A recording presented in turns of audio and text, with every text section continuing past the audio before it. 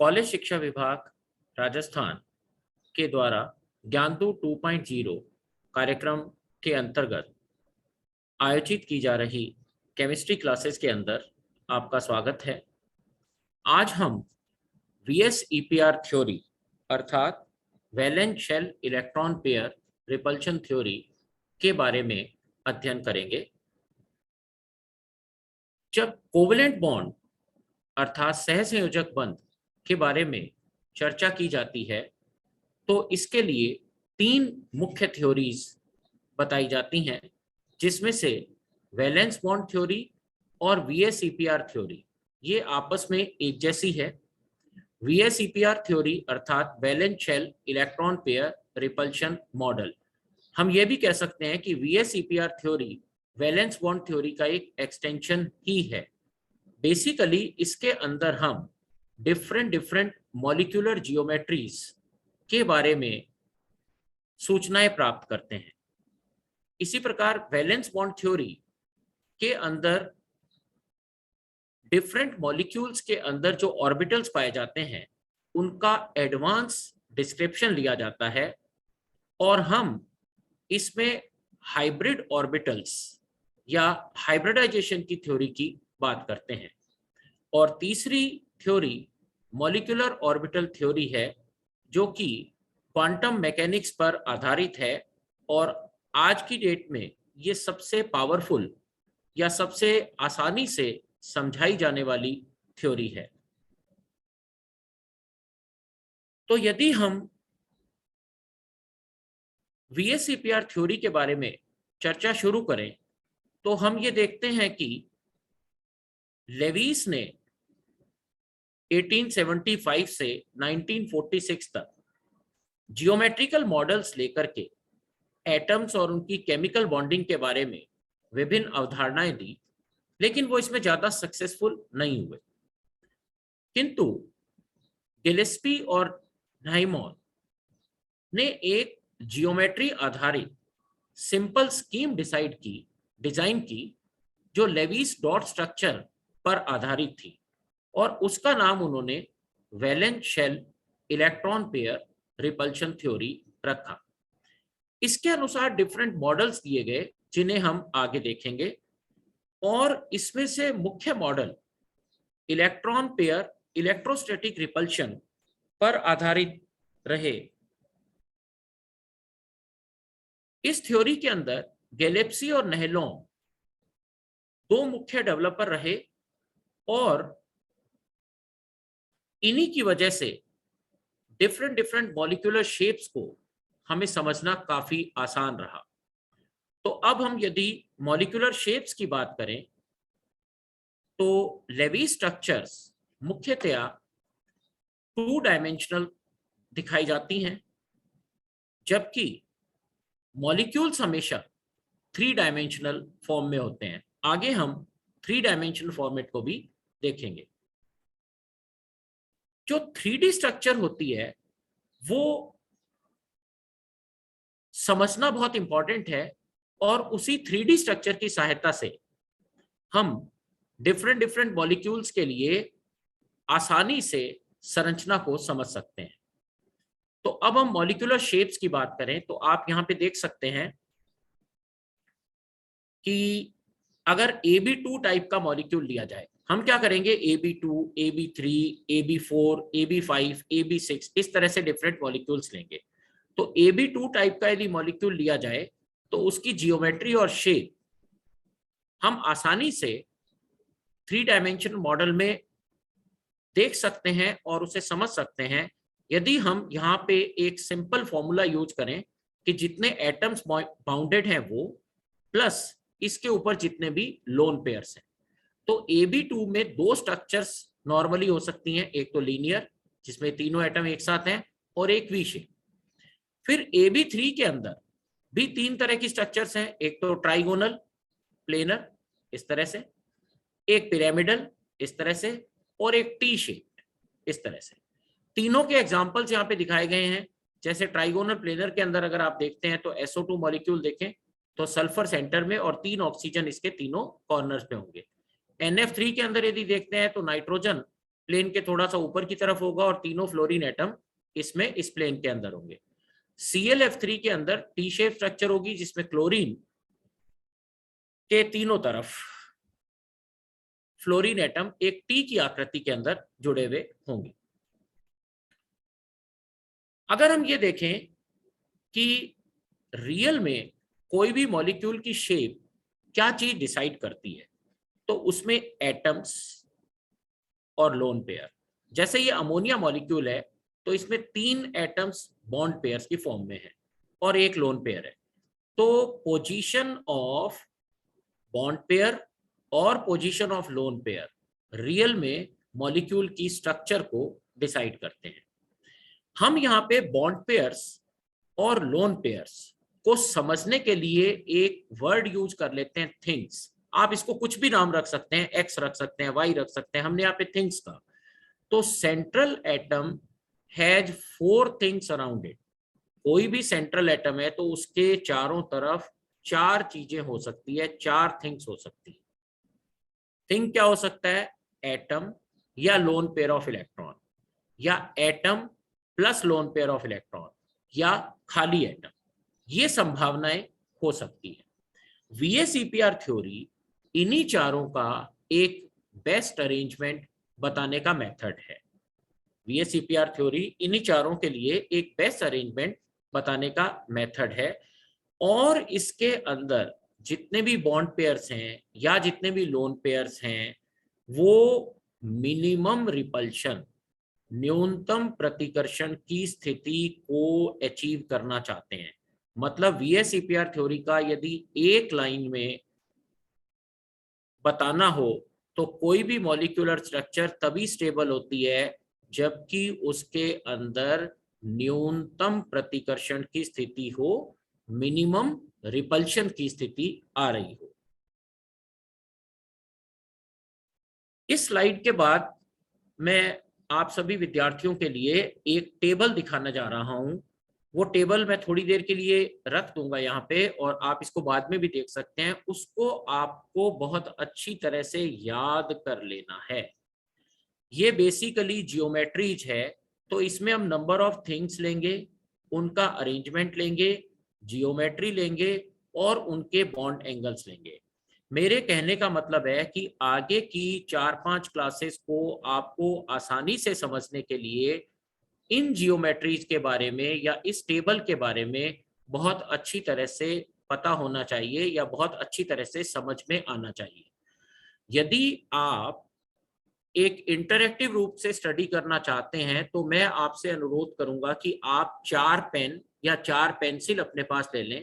अगर 6 है तो 6 ले लें, और वो भी नहीं है तो आप कागज के कुछ टुकड़े ले लें और उनसे इन मॉडल्स को अपने आप बना के देखें। मैं आपको बहुत जल्दी जल्दी इसका बताऊंगा क्योंकि हमें इसको एक स्ट्रक्चरल एस्पेक्ट में लेना है। अब आप देखिए, नंबर ऑफ इलेक्ट्रॉन्स जिसे बॉन्ड पेयर कहते हैं, यदि ये 2 है तो अरेंजमेंट ऑफ इलेक्ट्रॉन डोमेन्स कितना हो सकता है? 180 डिग्री पे हो सकता है। तो इलेक्ट्रॉन डोमेन जियोमेट्री क्या हो सकती है? लीनियर फॉर्मेट के अंदर। और बॉन्ड एंगल इसके अंदर कितना हमने बताया? 180। इसमें आप देखिए ये A है और ये B है, तब हमने इसको AB2 लिखा। ये तीनों एटम एक ही प्लेन के अंदर हैं, प्लेन सेम है। मतलब अगर मैं ये वाला प्लेन दिखा रहा हूं तो ये प्लेन इस तरह से आ रहा है।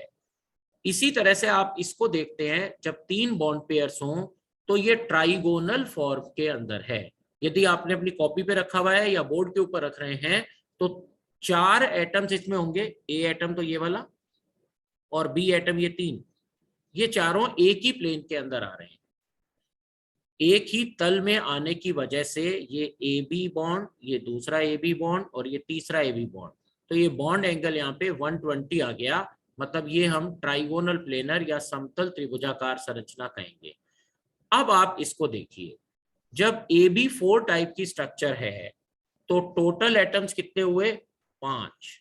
लेकिन एक एटम जो सेंट्रल एटम है वो यहाँ पे है और बाकी के 4 एटम देखिए, एक ये वाला B, दूसरा ये वाला B, तीसरा ये वाला B और चौथा ये वाला B। तो एक एटम यहाँ पर, दूसरा यहाँ पर, तीसरा यहाँ पर और चौथा यहाँ पर। 4 एटम्स आपके पास में यहाँ पे अवेलेबल होंगे। ये टेट्राहाइड्रल स्ट्रक्चर है तो इसमें 109 डिग्री बॉन्ड एंगल है। अब तीन चीजें आप समझिए, इसमें एक ही प्लेन के अंदर एटम्स कितने हैं? सिर्फ तीन, ये वाले। चौथा एटम ऊपर है और पांचवा उससे भी ऊपर की तरफ है, राइट। अब टोटल नंबर ऑफ बॉन्ड्स कितने हैं? तो ए बी वाले बॉन्ड कितने हैं? 4।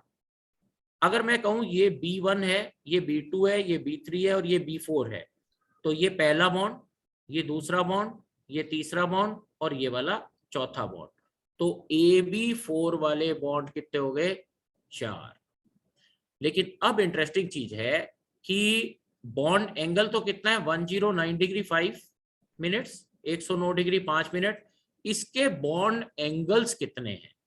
तो इसका आंसर आप सोचिए, तो आंसर कितना आएगा? 6। देखिए कैसे, ये मैंने कहा था B1, B2, B3 और B4। तो अगर बॉन्ड एंगल देखें तो तीन एटम्स के बीच में होता है, तो B1A B2 ये पहला बॉन्ड एंगल, B1A B4 दूसरा, B1A B3 तीसरा। तीन तो ये हो गए। लेकिन अब ये वाला B2A B4, B2A B3 और B3A B4, तो टोटल बॉन्ड एंगल्स कितने हो गए? 6। दोबारा देखें तो एक ही प्लेन में एटम्स कितने? सिर्फ 3। बॉन्ड्स कितने? 4। बॉन्ड एंगल कितने का? 109 डिग्री 28 मिनट का। और बॉन्ड एंगल्स कितने? 109 डिग्री 28 मिनट के बॉन्ड एंगल्स कितने? तो आंसर है 6। अब आप देखें AB5, इसको हमने कहा ट्राइगोनल बाइपिरामिडल। ट्राइगोनल बाइपिरामिडल यदि स्ट्रक्चर हम कहते हैं तो एक ट्राइगोन ये वाला बना, एक ऊपर और एक नीचे। तो जो ये वाला ट्राइगोन बन रहा है, इसके सारे एटम एक ही प्लेन में है। तो एक ही प्लेन के एटम कितने हो गए? 4। एक बॉन्ड ऊपर की तरफ और एक बॉन्ड नीचे की तरफ, इसलिए स्ट्रक्चर हुई ट्राइगोनल बाइपिरामिडल। तो टोटल एटम इसमें कितने हो गए? 6, एक सेंट्रल एटम और 5 टर्मिनल एटम्स। इंटरेस्टिंग क्या हो गया, इसमें एटम्स जो हैं, टर्मिनल एटम्स हैं या जो बी एटम्स हैं, वो भी दो टाइप के हो गए। कौन कौन से हो गए? एक तो ये वाला जो इक्वेटोरियल है और एक ये वाला एक्सियल है। मतलब जो बोर्ड के इसमें प्लेन में है या आपकी स्क्रीन के प्लेन में है वो तो इक्वेटोरियल, और जो ऊपर की तरफ आ रहा है वो एक्सियल। तो ये जो बॉन्ड एंगल है ये कितना हुआ? 120 का, और ये कितना हुआ? 90 डिग्री का। तो टोटल बॉन्ड, टोटल एटम्स कितने इसके अंदर? 6। लेकिन उसमें से 4 तो एक ही प्लेन में और 2 ऊपर और नीचे की तरफ में। बॉन्ड एंगल कितने का हुआ? 120 डिग्री का। और बॉन्ड एंगल दूसरा वाला कितने का हुआ? 90 डिग्री का। मतलब इक्वेटोरियल इक्वेटोरियल तो हुआ 120 का और इक्वेटोरियल एक्सियल हुआ 90 डिग्री का। ठीक है। अब आप देखिए 120 के बॉन्ड एंगल्स कितने हैं? तो देखिए 120 का ये पहला, ये दूसरा और एक ये वाला तीसरा। लेकिन 90 डिग्री के कितने हैं?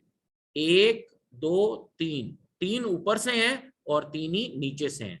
तो टोटल बॉन्ड एंगल्स इसके अंदर हो गए 90 के 6, 120 के 3, टोटल 9, राइट। अब आइए आप 6 नंबर ऑफ इलेक्ट्रॉन डोमेन्स हैं, तो AB6 टाइप की स्ट्रक्चर। पहला क्वेश्चन क्या रहेगा? टोटल एटम कितने चाहिए? 7। बोर्ड के प्लेन में या स्क्रीन के प्लेन में या कॉपी पे ड्रॉ करते हैं तो इसके लिए आपके पास कितने हो गए? ये हो गए 6, नहीं ये हुए 5। देखिए ये हम कह रहे हैं सेंटर के अंदर एक एटम और 4 एटम कॉर्नर के ऊपर। तो टोटल बॉन्ड एंगल इसमें कितने हो गए? 12। 4 तो जो इक्वेटोरियल है वो हुए और 4 ऊपर की तरफ से और 4 नीचे की तरफ से। तो इन तीनों को आपको एक साथ समझना चाहिए। किस किस को? ट्राइगोनल बाइपिरामिडल को, ऑक्टाहेड्रल को और टेट्राहेड्रल को। और बॉन्ड एंगल की वैल्यूज इस तरह से आएगी। इन सभी के अंदर हम बोलते हैं रेगुलर स्ट्रक्चर्स हैं, मतलब डिस्टॉर्टेड स्ट्रक्चर्स इसमें से नहीं है VSEPR थ्योरी के अनुसार। तो इसका डिस्टॉर्शन हम अलग तरीके से देख लेंगे। अब मैं आपको एक काम दे रहा हूं, उसको हम 3-4 वीडियो के बाद में डिटेल में आपको फिर बताएंगे। आप एक स्ट्रक्चर बनाइए जिसमें B7 मान लें, सेंट्रल एटम A और उसके चारों तरफ 7 BBB एटम्स, AB7। तो AB7 वाली स्ट्रक्चर को लेते हुए आप ये डिजाइन कीजिए कि हम कौन सी स्ट्रक्चर इसमें बना सकते हैं। मैं आपको हिंट देता हूं, पेंटागोनल बाइपिरामिडल। इसको हम आगे के कुछ वीडियो के अंदर डिटेल में देखेंगे। तो जैसा मैंने कहा कि जियोमेट्रीज यदि ली जाए तो ये सभी जितनी भी जियोमेट्रीज बनेंगी वो लोन पेयर के बिना थी। ऊपर वाली जितनी भी हमने ली थी वो सारी बिना लोन पेयर की थी, यहाँ पे आप कोई भी देख सकते हैं। अब यदि हम लोन पेयर लेना चाहें इसके अंदर, इसके अंदर, इसके अंदर, इसके अंदर, तो कौन कौन सी कंडीशंस हो सकती है। तो सबसे पहले हम इसको आसानी से समझते हैं, ये बहुत आसानी से आ जाएगा। तो सबसे पहले इसको लेते हैं। तो अमोनिया मॉलिक्यूल ले लिया, अगर ये मीथेन होता तो यहाँ पे कार्बन होता और ये हाइड्रोजन होता। तो बेसिकली बॉन्ड पेयर यहाँ पे कितने हो जाते हैं, 4। लेकिन अब यहां पर लोन पेयर एक आ गया। जैसे ही ये लोन पेयर आया, जैसे ही ये लोन पेयर आया तो बॉन्ड पेयर एक कम हो गया। अब जैसे ही एक बॉन्ड पेयर कम हुआ तो वो वाली जगह इसकी स्ट्रक्चर में नहीं आ सकती। तो मतलब ये टेट्राइडल स्ट्रक्चर ना रह करके कौन सी हो गई, पिरामिडल। इसको हम बोलेंगे monodistorted pyramidal, monodistorted tetrahedral. Monodistorted tetrahedral basically pyramidal structure ही होगी। अब यहाँ पे बहुत सारी चीजें आ जाएगी VSEPR थ्योरी से। ये बॉन्ड पेयर रिपल्शन है, बॉन्ड पेयर प्रतिकर्षण। और ये कौन सा है, लोन पेयर बॉन्ड पेयर प्रतिकर्षण, lone pair bond pair repulsion. तो इनमें जो कंपटीशन होगा इसकी वजह से रियल के अंदर बॉन्ड एंगल की वैल्यूज चेंज होगी। तो अब हम इसको लेविस से गैलेक्सी की तरफ लेकर के जाते हैं। लेविस स्ट्रक्चर से कैसे इसका ट्रांसफॉर्मेशन हुआ। हमने कहा कि ये अमोनिया है, हमने इसकी लेवी डॉट स्ट्रक्चर लिखी तो इसमें थिंग्स आ गई 4। उसमें से एक central atom, 3 terminal atom, 3 bond pairs और एक लोन पेयर। तो मॉलिक्यूलर जियोमेट्री इसकी क्या आ गई, मोनोडिस्टॉर्टेड टेट्राहेड्रल या पिरामिडल, या बहुत ब्रॉडर सेंस में कहें तो ये ट्राइगोनल पिरामिडल। तो बेसिकली ये जो जियोमेट्री होती है उसको हम नॉर्मल कंडीशन में शेप तो नहीं कहते हैं, लेकिन जो शेप आती है उसमें सिर्फ एटम्स लिए जाते हैं, मतलब लोन पेयर नहीं होते हैं तो वो एटम्स होते हैं, इसलिए ये मॉलिक्यूलर जियोमेट्री या मॉलिक्यूलर शेप कहलाएगी।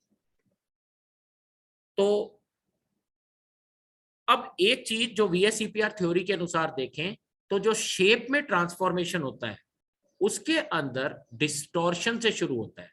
अगर हमने कहा एक टेट्राइडल स्ट्रक्चर AB4 है तो ये रेगुलर स्ट्रक्चर है, मतलब इसमें चारों के चारों क्या चीज है, बॉन्ड पेयर। अगर हम एक बॉन्ड पेयर को लोन पेयर से रिप्लेस कर दें तो ये हो जाएगी ट्राइगोनल पिरामिडल। यदि हम 2 से रिप्लेस कर दें तो क्या हो जाएगी, ये V शेप। ठीक है, टेट्राहाइड्रल, ट्राइगोनल पिरामिडल और V शेप।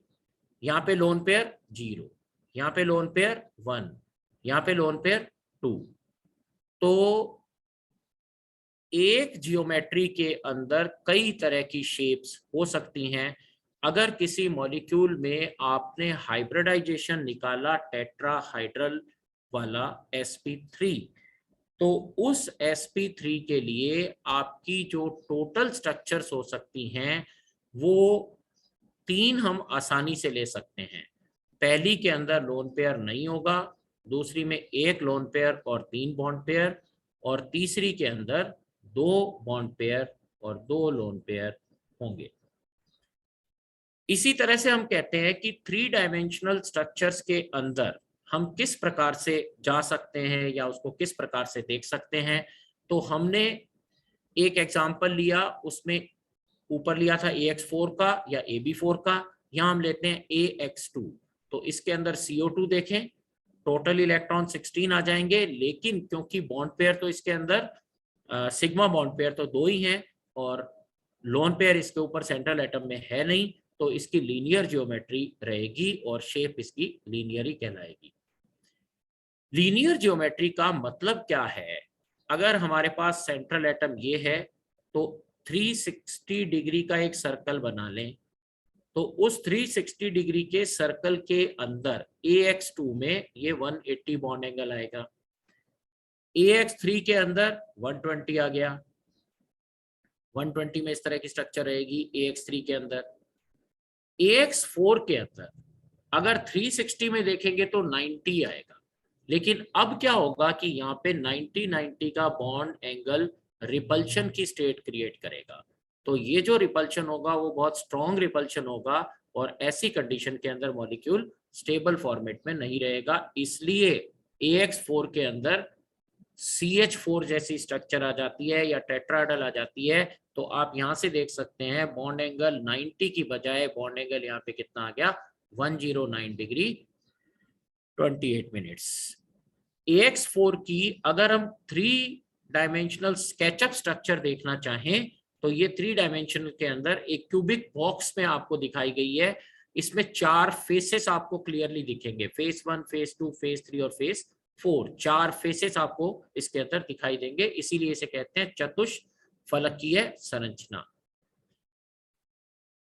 अगर हम इसको थोड़ा और डिटेल में देखना चाहें तो आप देख सकते हैं इसमें जो ग्रीन ट्राइंगल बन रहे हैं, हाइपोटेनस बन रहे हैं, ग्रे ट्राइंगल बन रहे हैं, उसके हाइपोटेनस और ग्रे एंगल की वैल्यू देखें और लास्ट में यदि हम ब्लू ट्राइंगल देखें तो वो हमें एक्चुअल में टेट्राइडल जियोमेट्री दिखा रही है। ये सभी मैथमेटिकल क्वेश्चन के आंसर आप यहां से नोट कर सकते हैं। अगर हम डायमंड जैसी स्ट्रक्चर या जिंक सल्फाइड जैसी स्ट्रक्चर को एक क्यूबिक स्ट्रक्चर की फॉर्म में देखना चाहें तो ये आपको इस तरह से दिखाई देगी। ये वापस वही CH4 उसी तरह से टेट्राइडल जियोमेट्री की फॉर्म में। अब हमने वापस कहा कि ये तो कौन सी थी, AX4 वाली। अब वापस आए हम AX5 के ऊपर। देखिए मैं आपको दोबारा दिखाऊं, हम यहां से शुरू कर रहे थे AX2, AX3, AX4, अब हम आ रहे हैं वापस AX5। AX5 हम किस में रखना चाहते हैं, उसी तरह के 360 वाले एंगल में। तो जब हमने कहा था कि 90 डिग्री के एंगल में ही रिपल्शन ज्यादा होगा, तो यहां तो आप देख सकते हैं 360 डिवाइडेड बाई 5 में कितना हुआ, 72। तो ये रिपल्शन और भी ज्यादा होगा, तो ये और ज्यादा अनस्टेबल हो जाएगा। तो ऐसी कंडीशन में ये तीनों 120 पे चले जाएंगे, ये तीनों 120 पे चले जाएंगे और ये वाला बॉन्ड और ये वाला बॉन्ड एक आपके आगे की तरफ और एक पीछे की तरफ चला जाएगा। तो इस तरह से PCl5 की स्ट्रक्चर जो हम उस वक्त बता रहे थे वो डेवलप हुई। और ठीक इसी तरह से AX6 स्ट्रक्चर के अंदर 360/6, तो 60 डिग्री का बॉन्ड एंगल और इस पे भी रिपल्शन और ज्यादा होगा। तो इसके अंदर हमने जैसे बताया SF6 के अंदर वापस यहाँ देखें तो ये 4 एक साथ रहेंगे, ये 4 एक वापस आगे की तरफ और एक पीछे की तरफ निकल जाएगा। तो SF6 के अंदर ऑक्टाहाइड्रल जियोमेट्री बन जाएगी। तो यहाँ तक हमने इस वीडियो के अंदर कर लिया। हमने एक क्वेश्चन आपको दिया है जिसको 3-4 वीडियो के बाद में बताएंगे, AX7 से related trigonal bipyramidal pentagonal bipyramidal structure को लेंगे।